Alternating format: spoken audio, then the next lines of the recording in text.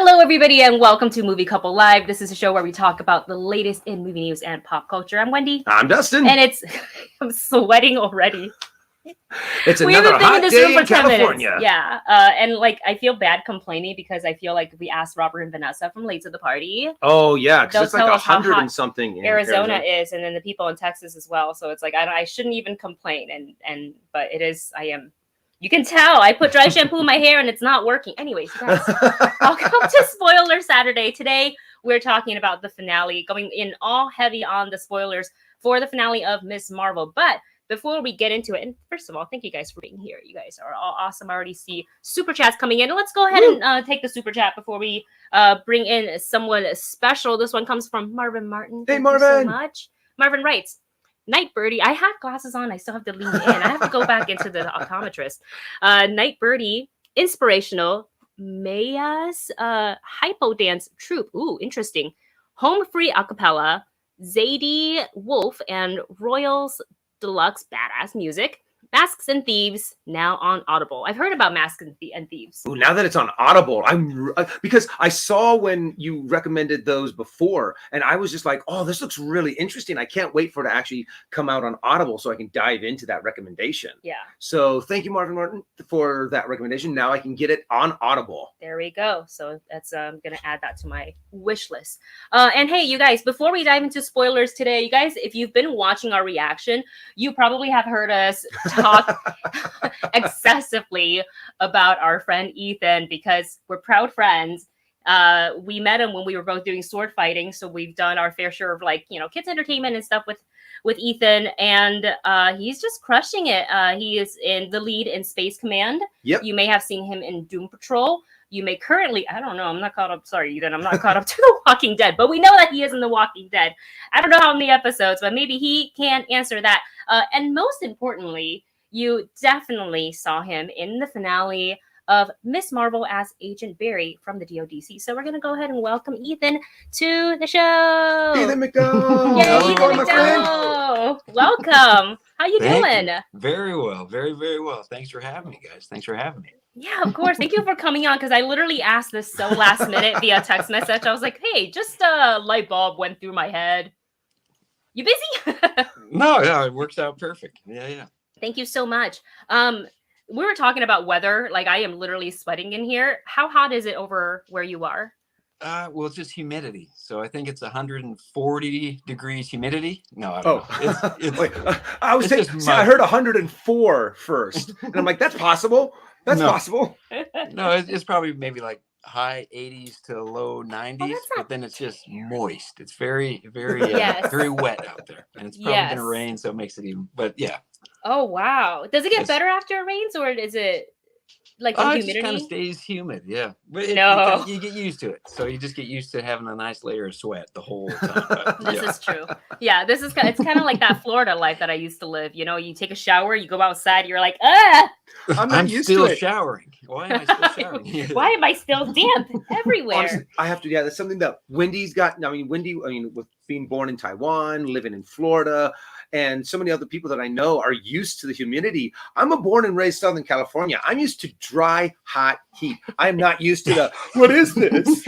Yeah, you go out and it's like, it still feels very nice. Yeah. That's my wife, Athena, is the same way. Born and raised in California, came out here and just sweating.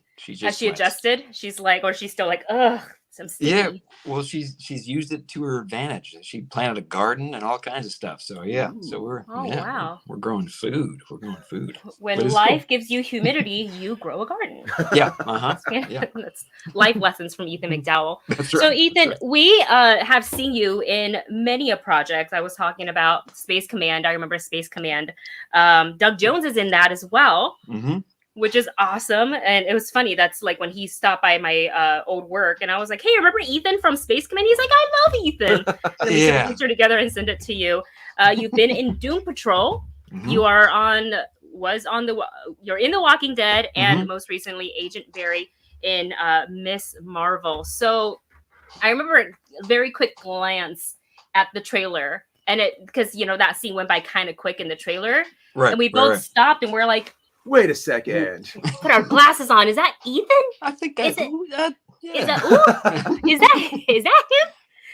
So we're so happy, we're so proud that you're just keep doing everything. So thank you guys.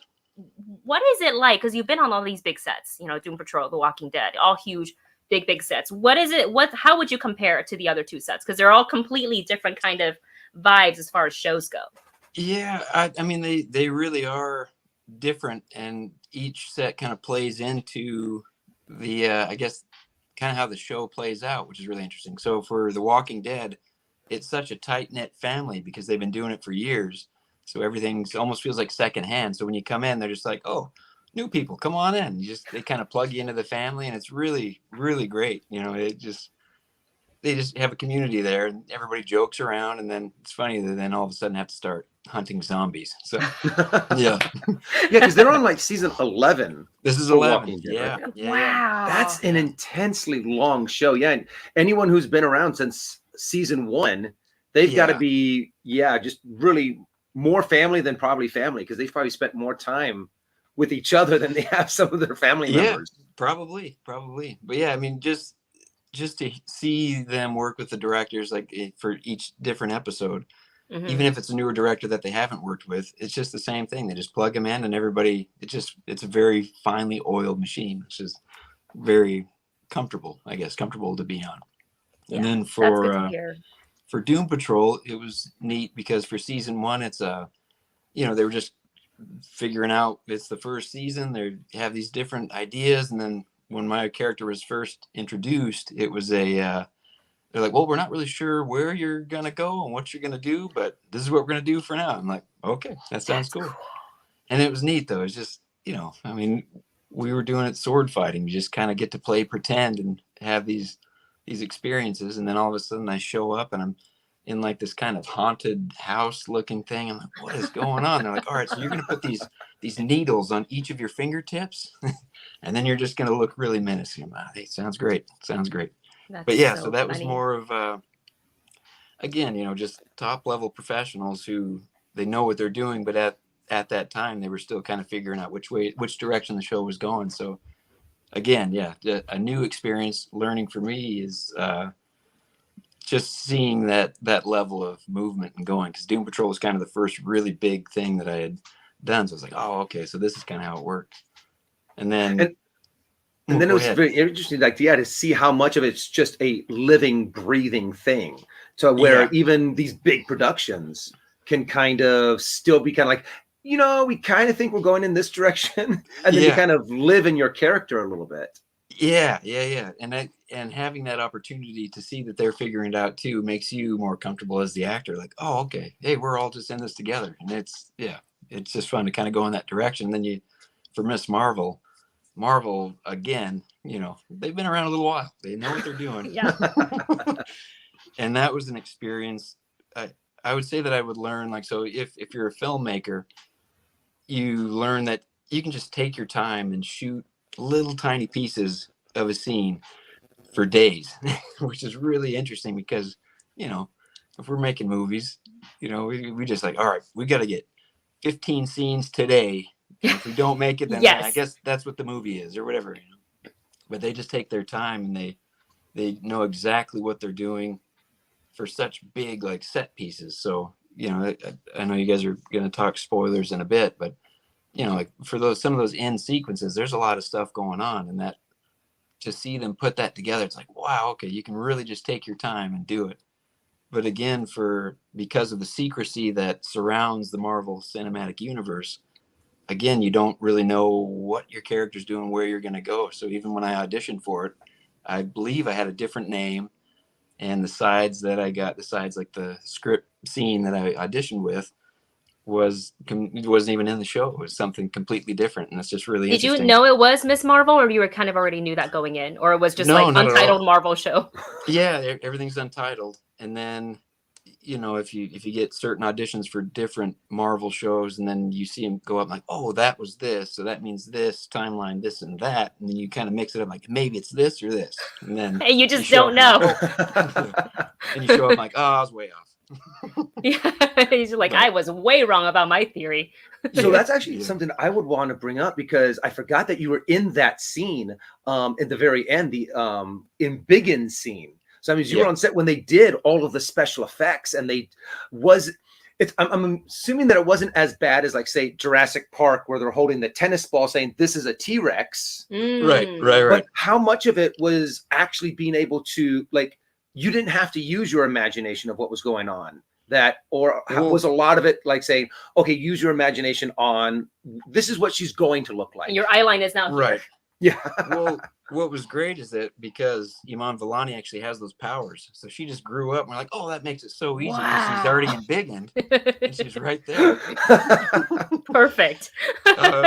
No, it's actually it's the first thing you said. It is it's a lot of kind of tennis ball eye lines and things, which is really, really fun. So it does kind of come down to your imagination, but they will explain, like, this is what's going on, this is where you got to look, this is going to happen here, and then you just kind of like, oh, all right, let's look over here. But but that's just kind of a part of it, though. And that's what comes with Marvel. Awesome. Marvel productions. So the secrecy. Were you able to, once you booked the role, were you able to tell people, or they were kind of like NDA away? I couldn't even tell my wife. I had a feeling. I had a feeling, because, like, there's so much secrecy, and that's why, like, Marvel's really, really good at keeping the leaks, under wraps, unless Mark Ruffalo or Tom Holland accidentally spoils. But I remember, even for other productions, I think what did I audition for? G.I. Joe. And it was for the character Jinx, and she wasn't called Jinx in the sides, and the sides were all completely different. But I knew it was G.I. Joe. And I went in and I was like, what character is this? She's not even in it wasn't even a name that I recognized. And then it wasn't until I saw the film. And then I also recognized some of the actresses that was in the waiting room. And I was like, I think it's going to be this character. Yeah. Like, oh, try not to fangirl over the other actors. You're like, oh my gosh, I love doing this. Yeah. How is that possible, though? Because you see them, you're like, I know exactly who you are, and I love you. Yeah. And why am I in this room with you right now? Right. Yeah. So just that's amazing experiences. Awesome. Yeah. So speaking of which, we were telling, the audience how much we love you and how nice of a guy you are. So how is it Thank you, guys. how you continue to play mostly bad guys? And do you enjoy it? Like the playing bad? Yeah, I think what's fun about being the bad guy is, we're kind of the ones that's stirring up the trouble, and we're the ones that make the people go like, oh, like you get on board with the hero, and they're the hero for so long, but they got to hit some kind of a wall. And that's right here. That wall is this face, and I'm mean. Yeah. No, I really enjoy it. It's fun to kind of stretch and try to, just have fun doing it. But then it's always funny afterwards. Like I worked on something not too long ago that for my audition, they have you tell a story. So like you have to audition, and then you tell just a personal story so they can kind of see your personality. And the directors were laughing at me, saying like, yeah, it's so strange because you're such a jerk in your audition. And then in your story, you're like a really like kind of mild guy. Yeah. So they were laughing, saying it's kind of the reason why we got you on. I said, oh, okay, thanks. It's like, oh, this guy's nice, and he can play a good bad guy for some reason. Yeah. But no, I really enjoy it. I love it. Yeah.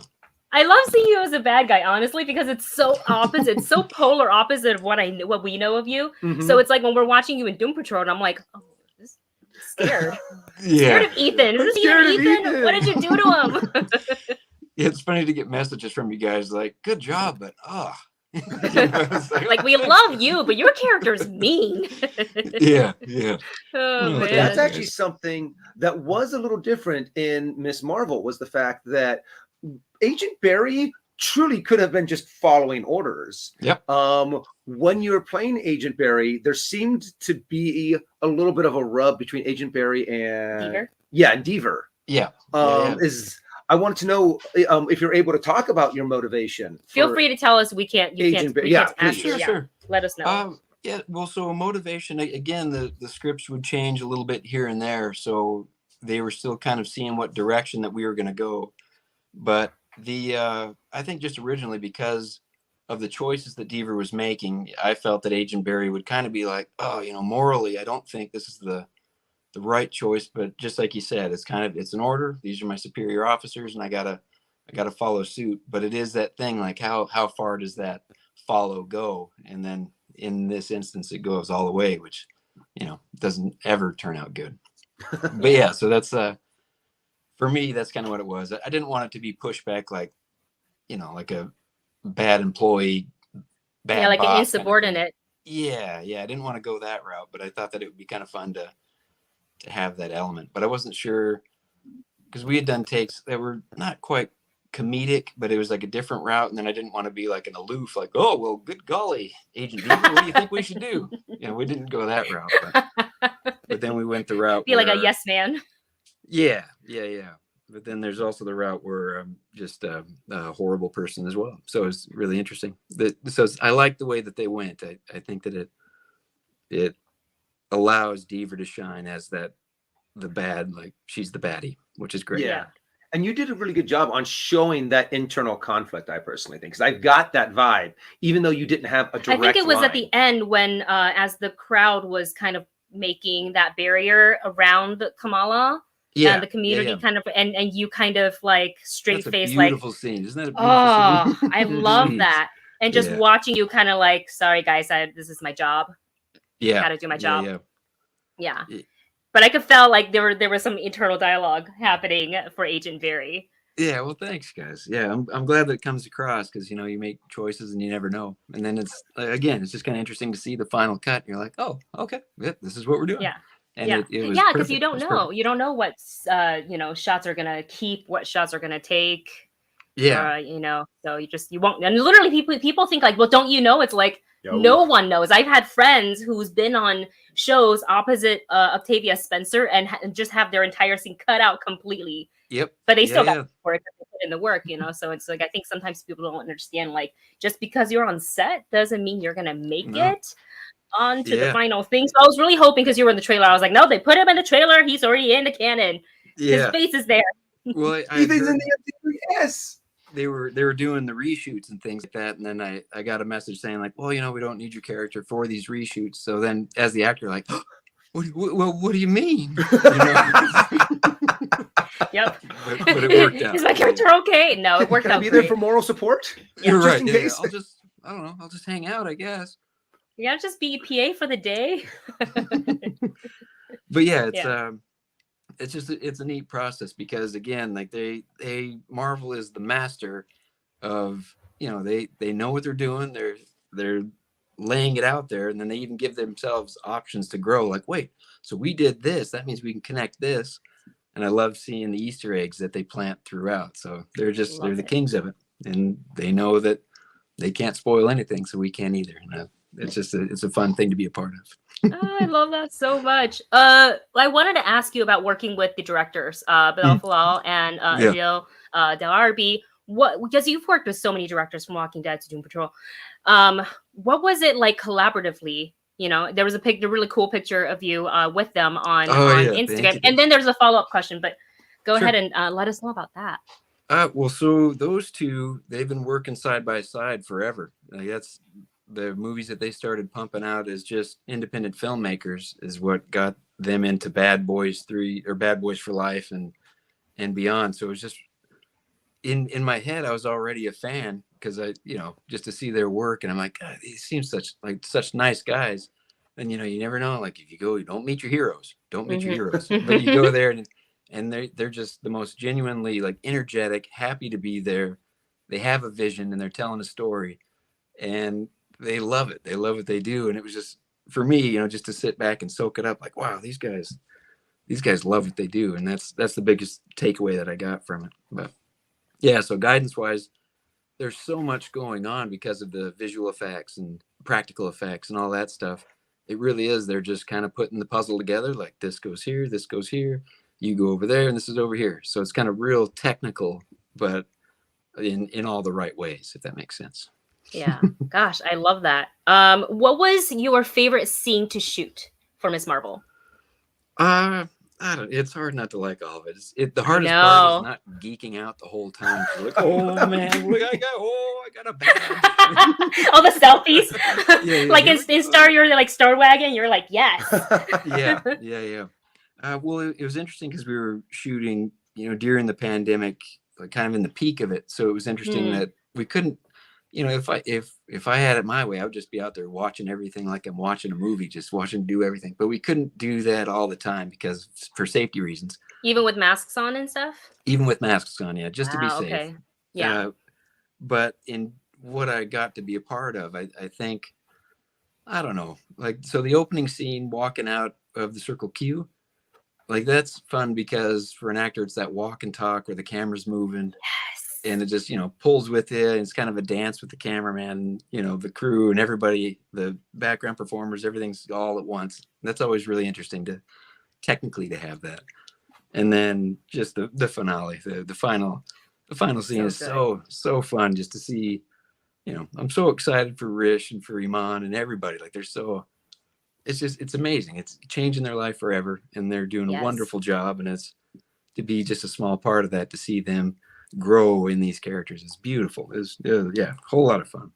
So good. That's gonna be so cool too. Just working with someone that has that kind of passion, that kind of joy, and you can just see them while they're working, just like with a smile on their face while they're still doing, 12-hour days. Yep, they're working very hard, and they're doing their fight choreography, and again they're shooting episodes out of order as well. So they're they're prepping for things that happened before what we're doing.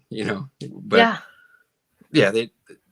I tip my hat to them. Like they were working hard, but didn't even phase them. They're professional. Oh man, it sounds like a great time on set. I'm so happy that we got to see you. Like I was just happy. I remember when I saw your face, I wasn't even surprised. I was like, yes. Like, He's in a DC thing. He's in a Marvel thing. I don't know what I want to see him in next, but I want to see him in all the things. Maybe a nice guy. Just a maybe guy. just once. Yeah. No more torturing superheroes. That's true. In my own head canon, because we specifically, just to give you guys transparency, we're not asking Ethan about like, what do you know about this and that? Because like that's kind of, to me, I feel like kind of disrespectful. Yeah. So, but in my own head canon, I like to think I have Marvel security right back here waiting. They're listening. We're sir, we're about to go in, sir. We have ears on them. I think in my head canon, Devers is obviously in trouble because she was already told to stand down, and she was like, I'm gonna do it my way. And then, so she did what she did, and I think her boss is pretty pissed at her. So I think she gets put on a, what do you call it, a timeout, like probation period.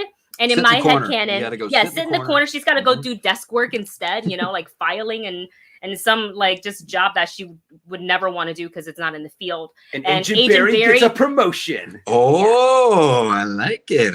That's what we're hoping for you. That's what we're gonna manifest that for you. Thank you, guys. Yeah. Oh, that'd be wonderful. Yeah. MCU movies and stuff like that. Any other questions you can think of? And I would just say she made me do it. Yes.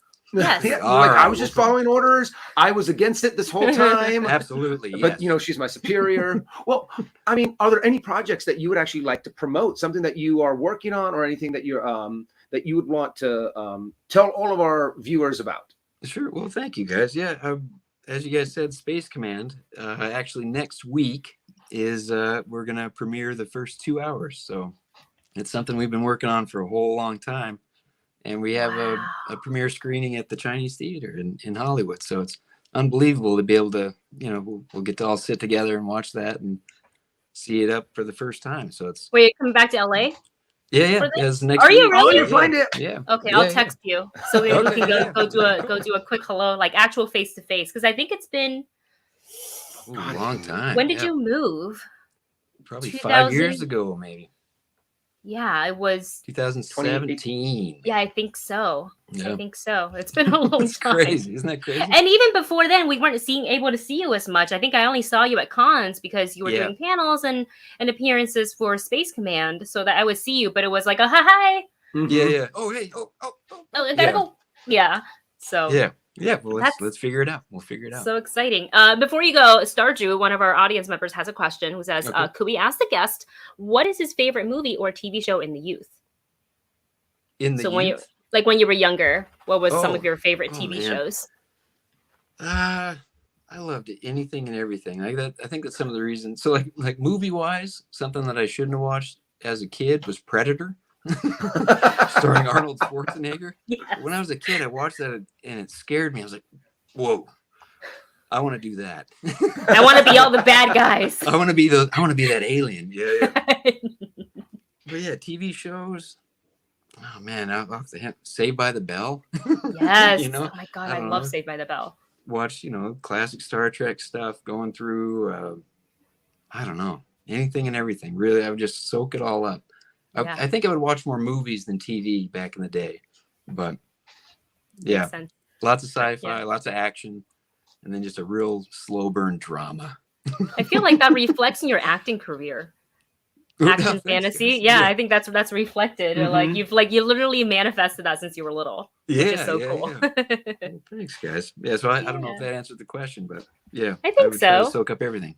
It's always Yeah. hard to kind of like pick your favorites because like there's so many. There's so many. Yeah. How do you narrow it down? For Yeah. sure. Yeah. Well, Ethan, thank you so much for your time. And again, we don't want to capitalize on your lovely Saturday afternoon. So we're gonna go ahead and say goodbye here. But I'm gonna text you. Okay. And then we'll figure out when you're in LA, and then we can, if you have the time for like a meetup, I would love to see your face. Is Athena coming with? She can't. She's working, so yeah, which is okay. Oh, well, which is okay. Yeah, no, she's Which is- crushing it out there too. Yeah, The both of you. yeah. It's crazy, guys. Yeah, It's crazy. I love it. Yeah. Yeah, well, give our love to her. We love seeing you here. No, thanks for having me. Guys. Yeah. It's good to see you. Congratulations thank with everything you. as well, guys. Thank you so Wonderful. much. Thank you so much, man. And we will see you soon. We'll talk soon. All right. Cheers, guys. Thank you. Then bye. Oh, that was great, Ethan. So good. So we will text Ethan a little bit later. And Ethan, you can just like do the like close out, and then I will text you later, and we will chit chat about when we're gonna hopefully see him. Hopefully times meet up, because like it's literally has Yeah, been. we haven't actually seen him face to face in 5, I've only 6 seen him on years. TV, We've which only is seen- great. Yeah, there's a lot of proud friend moments. And you guys, thank you so much for sticking around for that conversation. I know I saw a couple of super chats, but I don't think they were specific to Ethan. So that's why I didn't. Yeah, so we ask really it. wanted to focus on those at the time. Yes. But yeah, now that we're about ready to dive into spoilers for Miss Marvel season finale, we can actually dive into some of these super chats that we have coming in, and then we'll definitely start talking about some spoilers. I'm still sweaty. I And know, real too. quick, if you guys want to, kind of like just stay up to date with Ethan, because he does post updates and stuff like that on his Instagram, you can check that out. It is posted in I believe it should be in the video description. So let's do super chats first. This one comes from Bunja. Bunja says, bought a bunch of Terminator stuff, so I wasn't able to super chat. Oh, that's okay. And sending positive vibes, but I got COVID again. No. So send some back. Oh, good juju, good juju, good juju, good healing Yes. moments, healing moments. Hopefully asymptomatic. I'm so sorry, Vanja, to hear that. I am so sorry. I hope you're feeling okay.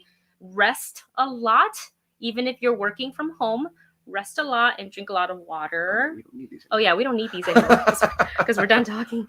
Because we want to do it so we're able to hear Ethan more clearly. So thank you so much, Manja, and again, so sorry, and hope you're feeling better. Take it really easy. To Nikita and Selena, thank you guys so much for your super stickers. Super stickers. They don't show up here when we use I StreamYard, think but when you click them, they do still pop. I think they pop up. no, on- but it oh. doesn't pop up what they sent. It just says like super sticker. Oh. Yeah. So, but we see it in the because we have the regular YouTube chat up as well. See that like cute little. Oh, cute little a karate fox. little yeah. No, it's a Shiba Inu. Shiba A Inu. little doggy. And then there was another one from Roger 5171 who says, "Let's talk about Bruno." No. We We are going to talk about Bruno. He may be the first person in the MCU to have discovered the X gene. Will we see Bruno in other titles as a X gene expert? So I actually love that. Do you want to just go ahead and get into that? Yeah, let's dive right on in, because where this episode actually starts is with Bruno and Kamran on the run. And what's actually interesting is when I was I learned this from when I was watching the new Rockstars. Yes. If you get a chance, watch their videos. They're really good, very informative, very fun to watch. They were actually going to they were going to upstate New York. And do you want to know what else is in upstate New York? Yep. They're the Xavier Institute for Gifted Youngsters. Yes. So it's just one of those nice little nods that we got that kind of tease and hint before we got the official word from Bruno of some kind of Mutation? You know, the word mutation was not on my bingo card when I No. started watching Miss Marvel. Nope. We, talked about speculation of like post-credit scene potentials. Obviously, like, I feel like Carol Danvers was like that free space. It's kind of like, it makes sense that she would show up, right? Yeah. But when he dropped that, we yelled so loud, like we missed actually the musical cue. Yeah. Of and it was quick too. It wasn't as okay, she decided she wants to. Yeah, it wasn't as prominent as like when it was in Doctor Strange and the Multiverse of Madness. Yes. To where you actually they made it prominent. One. It was like a more epic, like. It also sounded a little like distorted. It was like, what is it called? Like if you had like a guitar that and you had that distortion knob on the guitar, so it was like. So it sounded a little off when we heard it to where you're like, wait, is that what I think it is? All I heard was like guitar riff, like yeah. And of course we were like, oh my gosh, they said mutation. Yeah, that proves to anybody who wants to say, oh, we pre-watched the show. I think that right there proves that we don't pre-watch the show, because then we would have really called it out if we pre-watched it. Like, oh no, really don't have an extra hour in my day to spend to pre-watch a show. But you were definitely right. Out of all of the things that I thought they were going to mention or bring up in Miss Marvel, I did not think about them actually kind of introducing the word mutant or mutation. Yes. Because for how many movies, how many different shows, how many different Marvel properties have we been going, oh, this is where they're going to bring it up. Yes. This is where they're going to introduce it. This, and nope.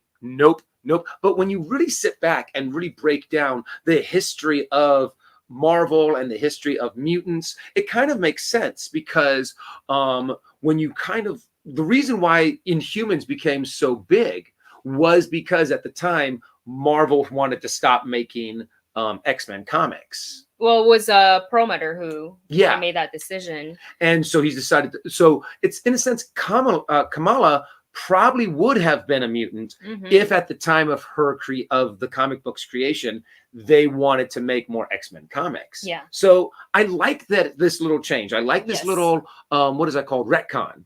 Yeah, a little bit. So I don't want to say for anybody who's out there who, technically she is an Inhuman. I don't think they've completely thrown that out the window. Just the fact that they finally said the word mutation or mutant, which mutants will be soon to come. Like, that's huge, because literally it's so many fans ever since the Fox Disney merger completed. Everybody's like, so when's X-Men, huh? When's X-Men? And I'm sure Kevin Feige is just so sick and tired of that question. It's like, you will get it when you get it, okay? We told you in 2019, mutants are coming. Mutants are coming. But that's also true. He said mutants. He didn't say X-Men. Yeah, he said mutant. At Comic-Con 2019, he said mutants are coming. Yes. Now, this is also something that's really interesting, is if this X gene is relatively new, they could explain that, it happened during the snap. Yes. It happened during many of these other, all of the things that planet Earth has been through in the MCU, from Thanos to what happened in Spider-Man No Way Home to Celestials. Yes. I'm curious on if they're going to start it as like mutants have not really been around. Yeah. Or maybe a very small number of them have. Yes. And this big event is what activates all of these new mutants. So I'm really curious on how they're going to handle whether the timeline for how old mutants are, if the majority of them are going to be young, and there's a small percentage of them that are old. Yeah. So there's still a ton of questions that this show now brings up. Yeah. This already opens the door. I think it gave a lot of people what they were hoping to see. It was so unexpected. And I love that. The fact that it was Bruno. Okay, so going back to Roger Rogers' question. Oh, yeah, about this. Sorry, that was a huge segue, guys. Let me find to the point where I can't find the question. I should have just left it on the screen. Sorry. Here it is. So it says, will we see Bruno in other titles as a X gene expert? I expect everybody who was featured in this show, like Kamran, like Nakia, Zoe, Yeah, obviously Kamala, and Bruno, I think they will all eventually make an appearance, but specifically Bruno because he's got that brain, and I think kind of similar to Spider-Man's like man in the chair. I think he's kind of her man in the chair situation. So I feel I would like to see that. I mean, we don't know for sure, but I'd like to see that. And fun fact, and I don't remember when did we find out about this. Did we read it somewhere that Bruno, the actor, actually auditioned to play the current Spider-Man that Tom Holland is playing? Oh yeah, that's right. And if you kind of like put them side by side, you're like, yeah, okay, that they had a type and they went for it. So I just feel that they like him so much. Like his audition must have been so good that they're like, hey, we're not gonna cast you as Spider-Man, but we got this other character that we can really see you as, and that's huge for any actor that they pin you and they're like, we don't know where we're gonna put you yet, but we like you and we want you in the MCU. So that's huge for the actor. And I really like what I really like about this show, and it's more than just these jaw-dropping moments of like Easter eggs, right? Because those are cool, but it's the family and the community. Like there's so many themes that ties into the show: family, coming of age, friendship, discovering that you have powers, diversity. It's just so good. And I seriously love Kamala's like little group of friends at the end when they were trying to, I guess stall. Yeah, the Con Squad. Con Squad. I like that. And just how everybody, she was able to embrace herself because how she was trying to find herself in the beginning, like feeling awkward walking through the high school. Where in episode 2, she came into the power and she already kind of was like walking with a different sort of a walk. The flip of the hair. That was the confidence. I loved it. But now her family is like, oh my gosh, you're the superhero. We love it. Her friends are like, oh my gosh, we love you. This is so cool.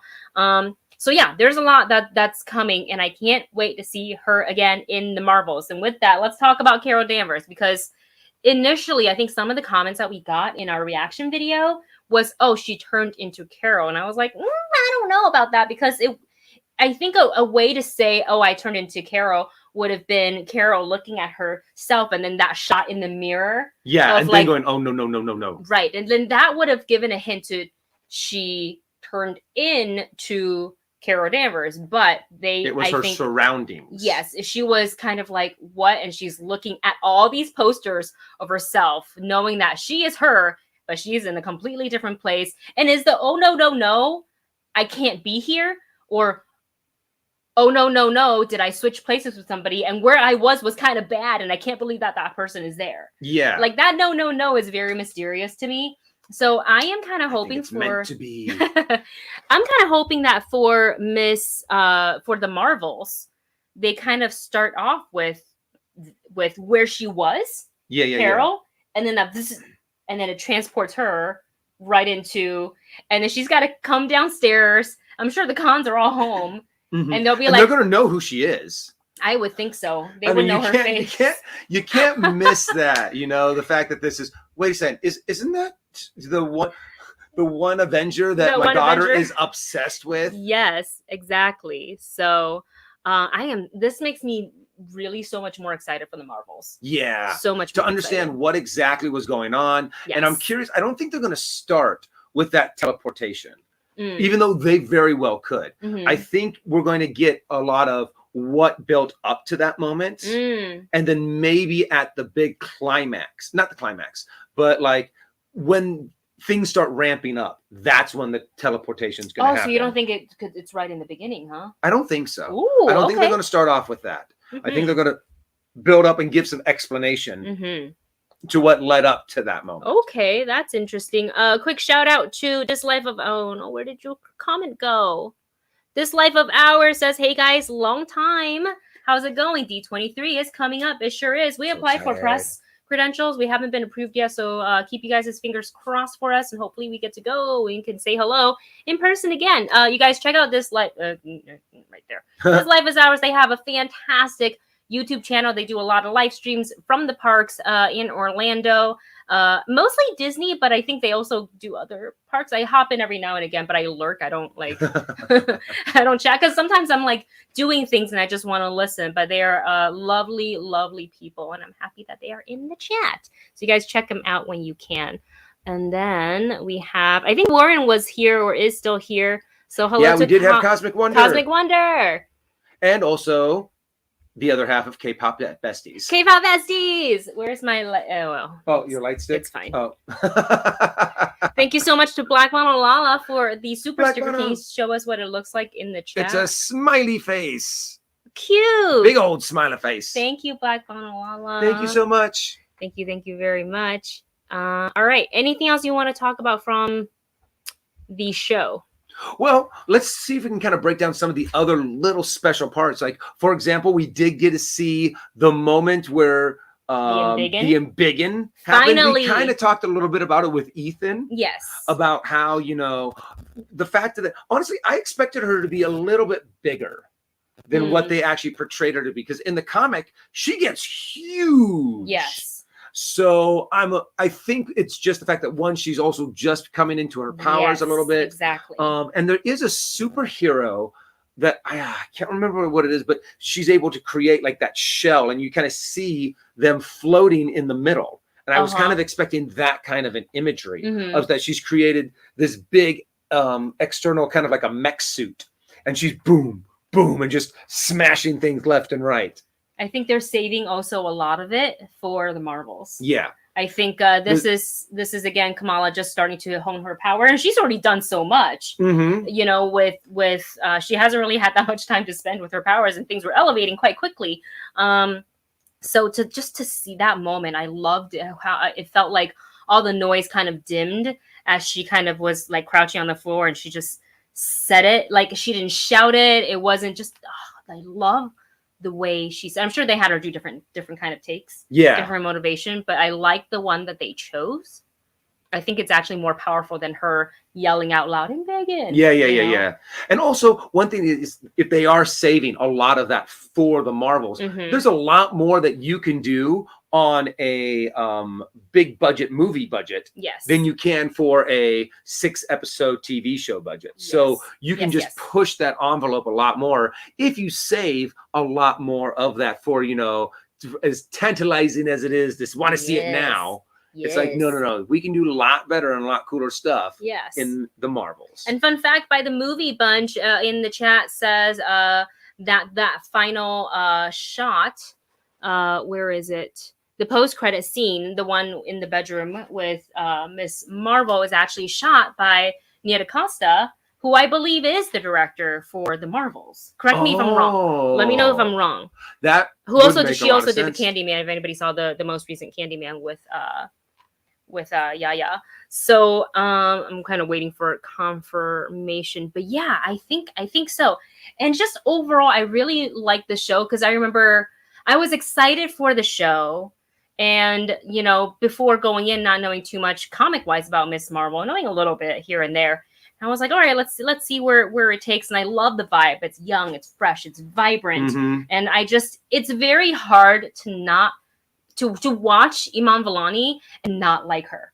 Exactly. Her as herself and her as Miss Marvel. And not knowing that much about Miss Marvel is amazing too, because you don't know in which direction they're going to take it. You don't know what they're going to retcon. You don't know what they're really, in which direction they're going to take the show. And I really enjoyed that aspect of it. I loved the choices that they made. I love the storyline that they decided to focus on. And it was really refreshing to kind of be there and be like, I don't know what's going to happen. What are they going to do next? Yeah. What are they? Clandestines? Who are clandestines? I've never heard this before. Decut. Yeah, no, that even was super nerds had to look up like clandestines. Yeah, Alex Corey says it in the chat. My first exposure was a couple appearances in the comics and the Avengers game, and that's kind of where I was like, oh, the Avengers game. Definitely, that was like one of the first times I was like, oh, who is she? She looks cool. So I really like that. Oh, my battery's running low. I'll just put that in so I don't lose you guys. That would, be very That sad. would be not great. If halfway through we're like, no. Yeah, that would be not great. Oops, sorry. And also, fun fact: the poster on the door that Kamala crashes through, the post credit, was made by Jamie McElvey, who is one of the artists. Oh, on Captain Marvel. You know, honestly, that is something that I love that Marvel does. There are so many nods to artists, to Yes. set production, to Yes. all of the people that are behind the camera who never really get much credit Mhm. or much love.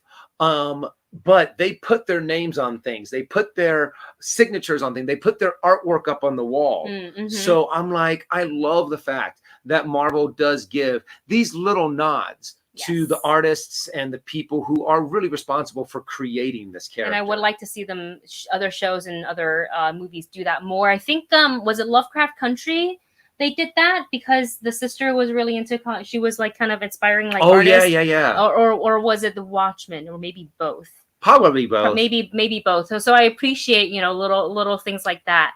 But I really like the show, and it actually got me more excited for the Marvels. Like I can't wait to see where it goes. I can't wait to see Kamala meeting Carol for the very first time. I want to see that. Yeah, I want to see the interaction. Like so I badly, wanted to be so awkward where Carol's like, I don't know how to act, and like Kamala's like, I don't know what to say. It's my hero. I think, and she's of course just going to say everything wrong, just the way that she asked for what is that called, to go to AvengerCon. How you're just sitting there and going, ooh, this is awkward. Yeah. And you just, that's one of those very appropriate times to be as awkward as humanly possible. Absolutely. You guys, let us know in the chat some of your favorite moments from Miss Marvel episode 1 through episode 6. I think one of my favorites, I mean, I know like a lot of people didn't really like episode 5, What Time and Again,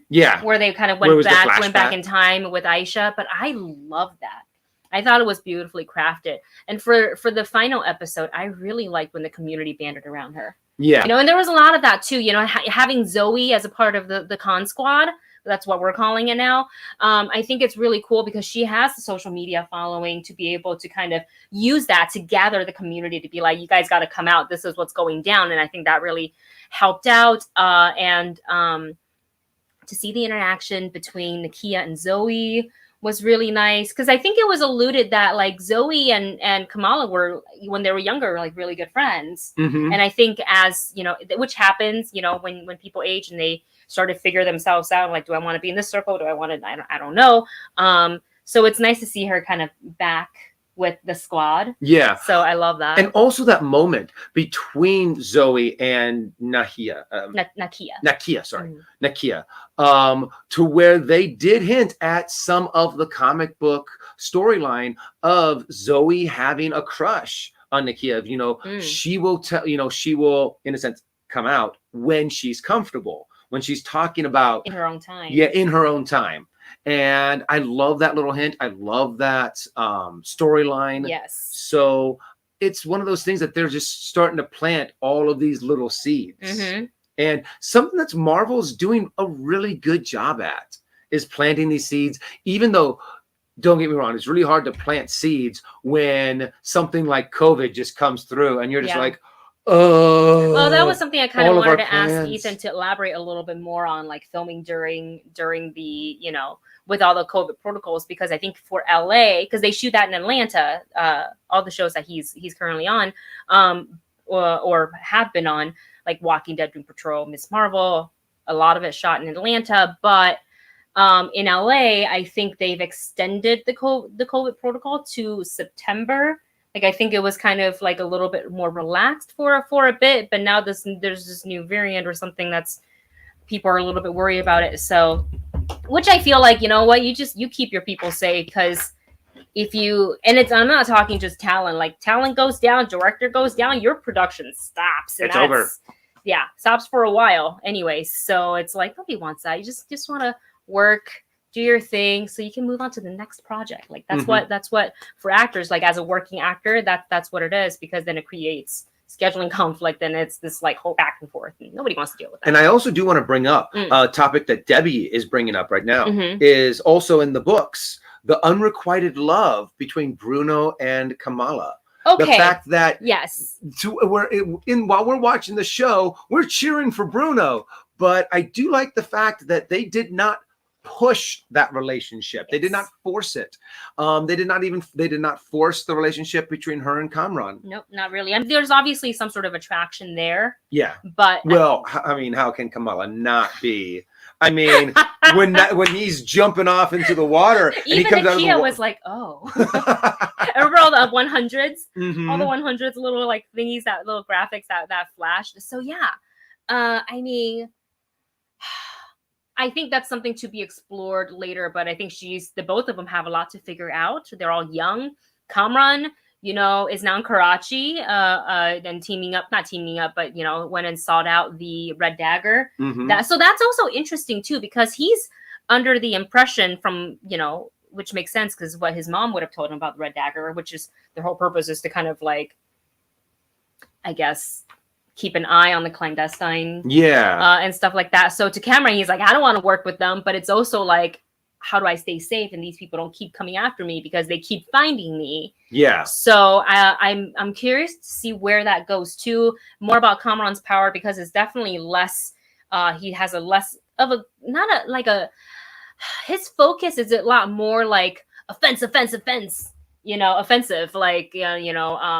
fight, where Kamala can be a little bit more like protect and deflect with their powers. So it's really interesting to see that. And that was actually, if you watch the final fight scene, it's Kamala's using shields, Kamala's blocking things, Kamala made the bubble, whereas Kamran is the spikes, the light anger, flying off this way. Anger. Use your anger, release your feeling, release your anger. Yes. So I think all the characters have a lot to figure out. Nakia is now a board member at the mosque. I'm so happy for her. And I don't know if there's going to be a season 2. We just kind of never know with these Disney Plus shows, other than Loki that's been announced, and we know that they're in production. I think it's wrapping soon, actually.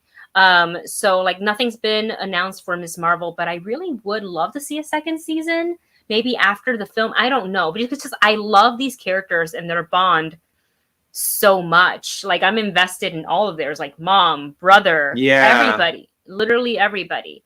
So John Elite says, do you think we'll see the gang again in the Marvels? I hope so, even if it's just for like one scene. Yeah. I'd like to see that. I like to see mom and dad, like, where did Kamala go? And I like to see, Bruno maybe in Caltech doing his thing, gets a text message from Nakia. We got a problem. So, and I want to know about that would be interesting too. Yeah, because since she Carol gets teleported into Kamala's home, and in order to get back to Kamala, she has to team up with Kamala's family and friends who know all that needs to be known about about Kamala's powers. So it would make sense that they would come back for a little, Kamala squad. Con squad. Yeah. That's what it was. Con squad. Want to see more about that. I'm curious about what note Bruno left in her locker. Oh yeah, that's right. We never saw it, so that's got to pay off eventually. Mm-hmm. Yeah, I like for that to pay off eventually. So there's a lot of open-ended things that I would like to see. So really love the show. Yeah, I enjoyed it. I enjoyed the color. I enjoyed the vibrancy. I enjoyed the young take on it. And when they were like booby trapping the it was so Home Alone-esque. I loved it. It was like over the tops. There's some stuff that were like unnecessary, and I was like, yes, I was eating it up. And I was like, the skeleton stabbing the big bubble or the big balloon. Yeah, for it to drop the chemicals to have the reaction for the elephant toothpaste. And poor Bruno doing his dance. He gets punched in the face. Man, they were like going hard. Like, remember when they were slamming all the kids into the ground? Yeah, everyone that did not have powers were the ones that got slammed to the ground. Yeah, DODC, watch people. It. Mm-hmm. These are kids, and it's interesting what those guns. I felt like they, Diva was like, I want that person, the person of interest, alive, and it shows that with their whatever gun that they were using, we're making holes, like giant chunks. And I was like, is that supposed to leave someone alive? Because that looks quite damaging to me. So that does not look like non-lethal force. Yeah. So, man, Agent Deaver is she is just ambitious. And you knew it too during the questioning with Zoe when they had Zoe. Yeah. And the way because you remember how her and spiteful. She just comes off as like, what is it when her line of questioning and the way she said things was deliberately brought into question multiple times. Yeah. When she first came in and questioned Zoe, oh, am I supposed to say Latin X now?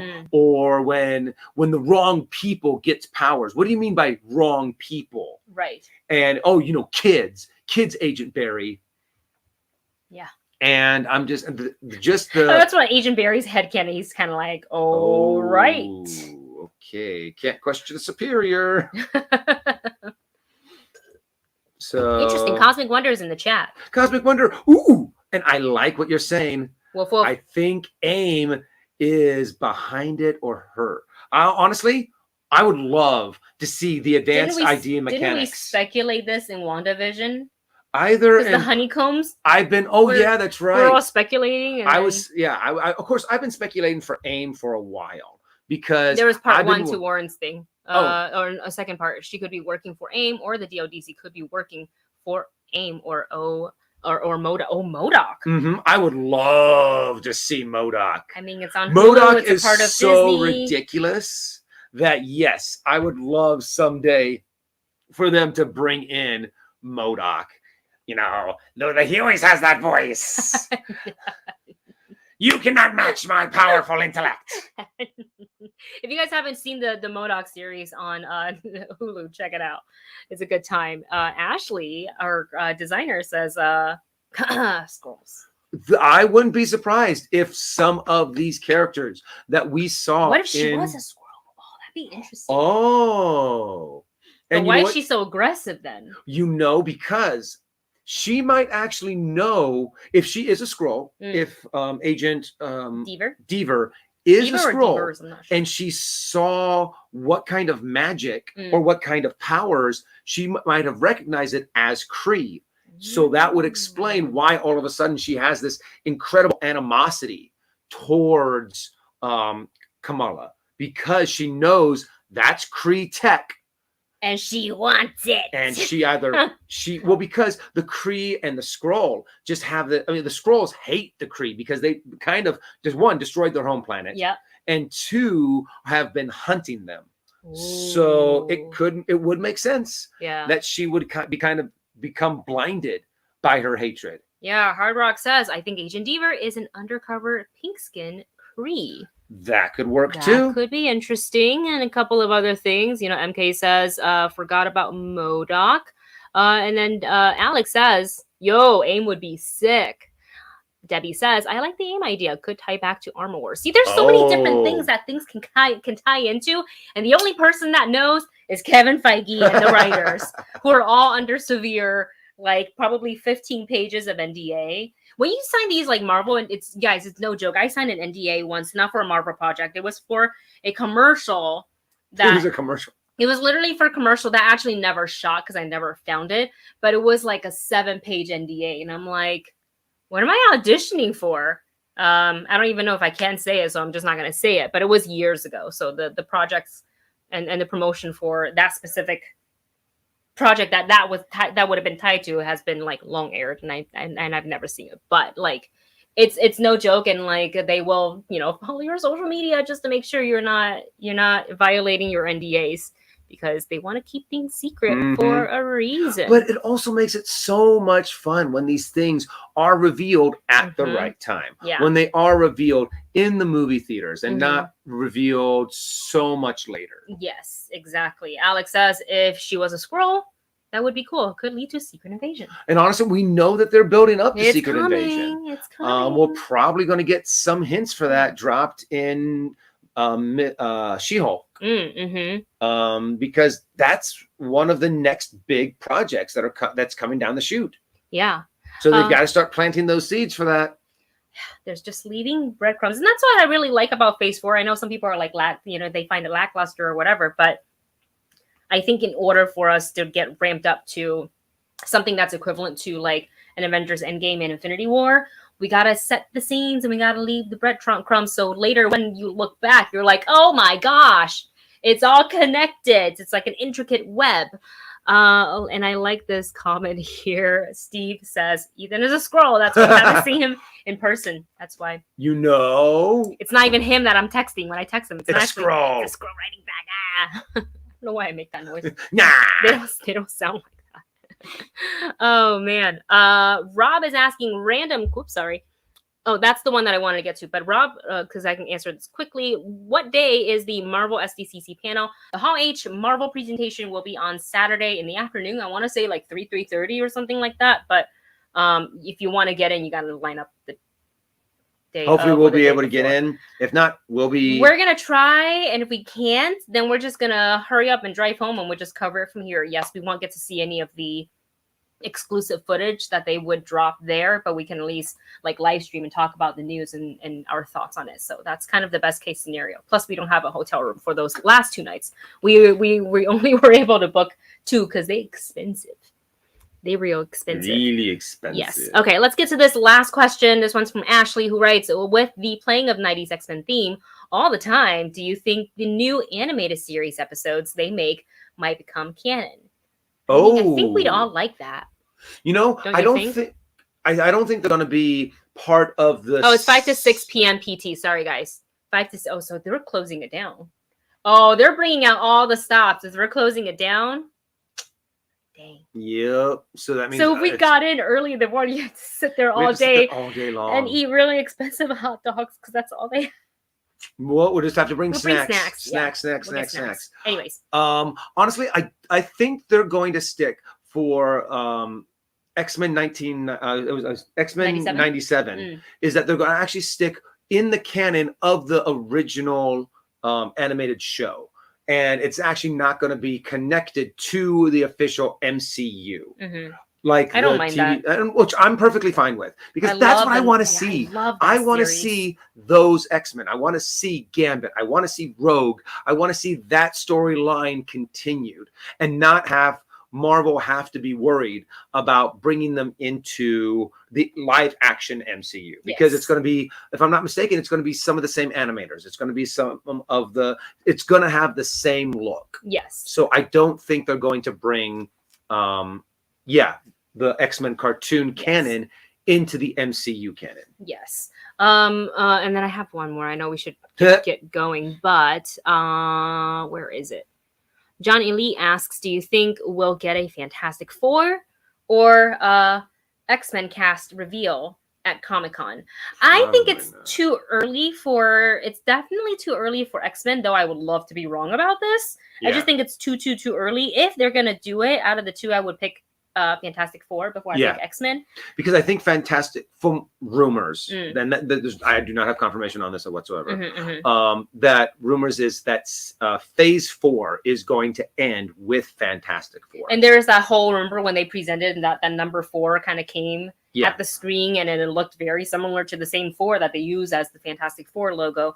And then there's this whole thing, hold on, and this is not an official tweet. This is just something that somebody wants, but I don't know if any of you guys out there, you probably do watch Heroes Reforged, but Adam Lavick says, oh gosh, where is it? Oh, trying to find tweets. All right, so he says this is what Adam tweeted on his Twitter, fully expecting, and I would love this because now he's put it in my head and I want it so bad. He says, fully expecting Kevin Feige to do a pretend walk-off in Hall H. Okay, so that's what's coming next year. Hope you enjoyed the rest of Phase 4. Bye. Oh, by the way, did anyone catch the finale of Miss Marvel last week? It was pretty good, wasn't it? Yeah. Light dims and the X-Men theme plays. I would lose my mind. Just the amount of screaming we did in 2019 during that presentation, like imagine the people are gonna lose, the fans are gonna lose their mind, cry. Yep. Just cry. Yep. I'm gonna have no voice come Sunday. Yeah. So that's now that that's in my head, it's what I want. So we'll see. Not saying that that's gonna happen. I mean, neither one of these could happen. True. You know what I'm saying? But that's the fun thing, is just creating our own little brain cannon, having our theories, throwing Mephisto in there every now and again. So it's fun. Yeah. All right, guys, we're going to go. It is way too hot in this room. I am sweating profusely. So we're going to go ahead and get out of here. Thank you guys for giving us your time on this lovely Saturday. Thank you so much to Ethan McDowell for spending some time with us and talking about his experience on set for Miss Marvel. Make sure you follow Ethan. His social media is listed in the video description below. And ours is right here. You can follow all of us here, all the movie couple stuff, or just our individual ones, which I think is listed in the description, as well as just our names. If you search our names, we come up. All right, guys, we love you. Take care. Vanja, heal up. So hope you're feeling okay. Get some rest. Yes, some rest. Soup. Yes. And we will see you guys. Oh, not next Wednesday. Oh, yeah. Because we'll be kind of packing, preparing, and all that stuff for Comic-Con. So I think it'd just be better if we kind of, and plus we're gonna need that day to prep mentally, physically, and materially. And you're gonna get tired of our faces anyways during Comic-Con, because I'm pretty sure we will be live streaming, you know, everywhere. Kind of like what we did for Celebration. So all right, we will see you soon. Bye everyone, enjoy your weekend.